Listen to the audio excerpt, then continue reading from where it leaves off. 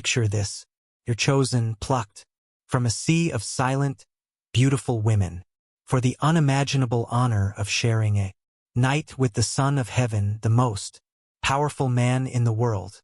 But instead of pleasure, you are met with protocol. Instead of whispered desires, you are drowned in silence.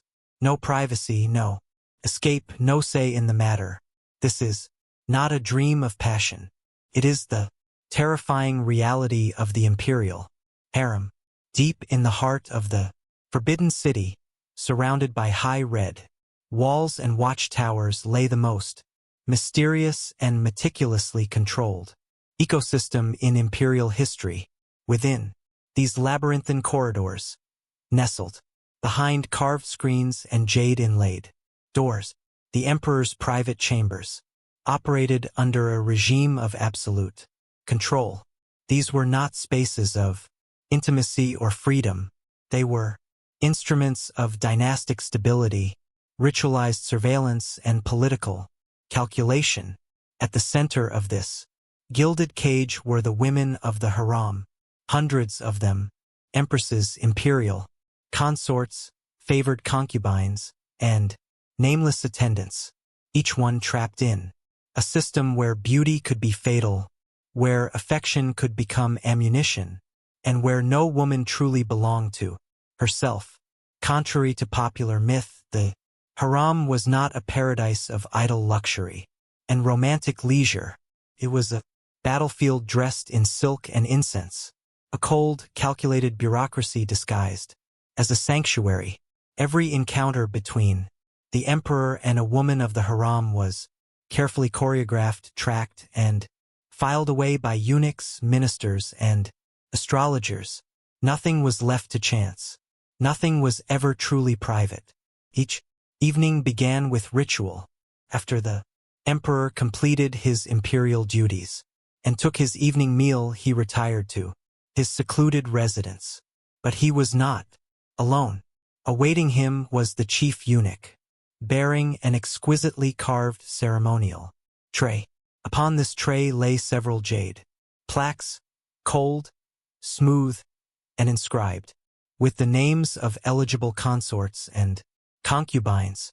This was the so-called moment of choice, but it was a choice laced with illusion. The plaques were not placed at random. Influential eunuchs, court officials, and political factions often arranged the names in strategic order, elevating favored women, manipulating alliances, or shielding the emperor from dangerous attachments.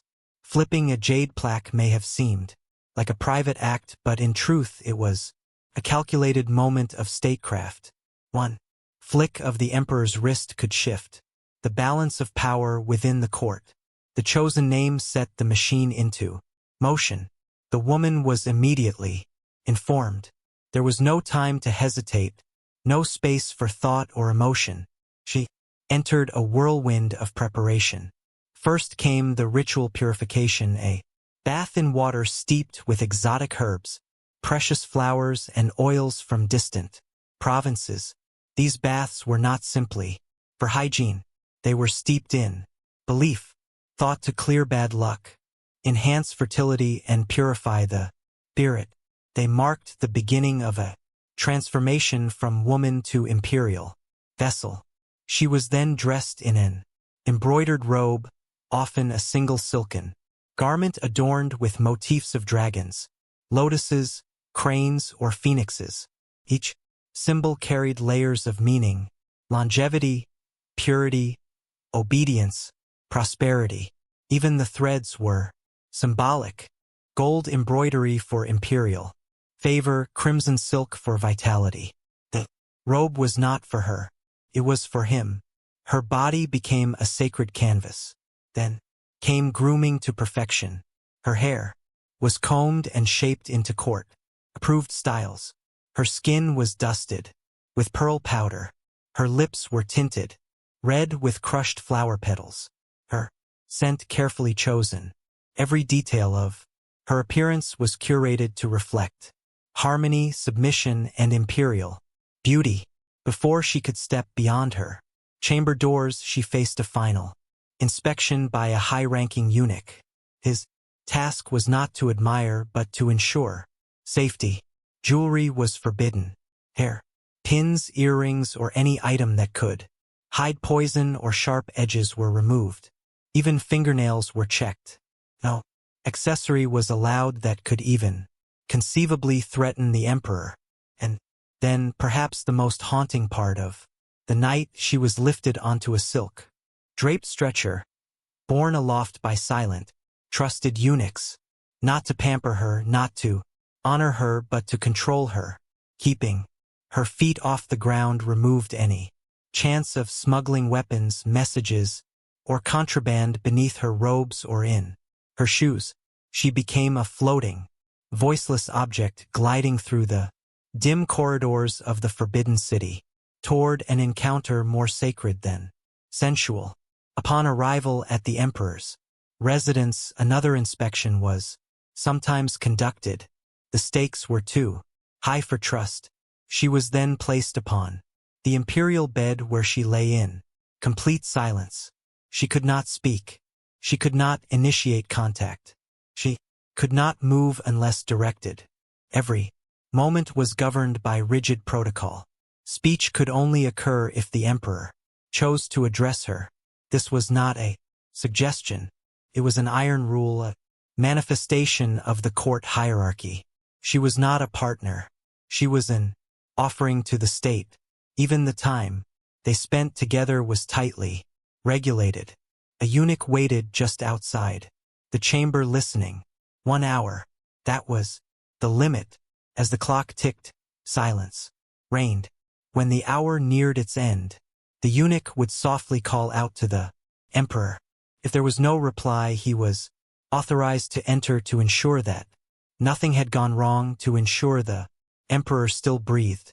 When the encounter ended, the concubine was once again veiled in silk, placed back onto her stretcher, and carried away. She was not allowed to speak or linger. No touching, no emotion, no goodbyes. This was by design, a mechanism to prevent favoritism. No woman was permitted to rise too far above the others. The system tolerated beauty, feared attachment, but nothing in the harem escaped record. Detailed logs were kept of each encounter. Dates, times, duration, names, even the most natural biological rhythms were tracked. During menstruation, women were considered unsuitable and inauspicious. To avoid embarrassment, concubines discreetly signaled their condition by tying red ribbons around their wrists, hanging red lanterns outside their quarters, or placing a note within their room. Yet, even this fragile privacy was vulnerable. Some women, desperate for favor or desperate to conceive an heir, hid the truth. They lied about their bodies. The punishment could be severe. To prevent deception, eunuchs were assigned the humiliating task of monitoring every woman's cycle, their health, and their readiness, making even the most private parts of life subject to imperial control. The harem was beautiful. It was deadly. A single smile from the emperor could elevate a woman to near goddess status. But that same attention could ignite court rivalries, foster dangerous factions, or incite silent, simmering war behind closed doors. Women who rose too high fell the hardest. Take the chilling example of the Qing emperor. Obsessed with immortality, he forced his concubines to assist in his personal alchemical experiments. He believed that their youth, their bodies, could feed his quest to conquer death. They were ordered to prepare and consume deadly elixirs laced with mercury and arsenic, potions believed to preserve his spirit. Some women collapsed, others withered. Over time, many died in agony. Eventually, a group of concubines, driven to the edge of madness, conspired to kill the emperor in his sleep. They failed. The retaliation was immediate and ruthless. Those involved were executed in horrifying ways, torn apart, burned, dismembered. The message to the rest of The Harem was unmistakable. Obedience is survival. Anything else is death. Not every story was soaked in blood. Some were soaked in sorrow. Yang Guifei, the celebrated beauty of the Tang Dynasty, captured Emperor Xuanzong's heart so completely that he neglected his empire. She was his obsession. But when rebellion erupted and the empire teetered, the army turned on her, blamed her, demanded her death. To preserve the dynasty, the emperor sacrificed her, the love of his life. She was sent to a remote temple where she died under mysterious circumstances. Some say she was strangled on imperial order. Others believe she took her own life, but history remembered her not as a villain, but as a victim, a symbol of beauty. Destroyed by power, her name lives on in poems, operas, and paintings. A woman, loved too much and protected too little. The rituals of the Imperial Harem were not simply about order. They were about preserving a dynasty, about protecting a man whose life symbolized the balance of heaven and earth. The jade plaques, the silent stretchers, the timed visits, they were all part of a machine designed to produce heirs, crush ambition, and maintain a fragile illusion of divine control. Today, the harem endures in legend, both alluring and horrific.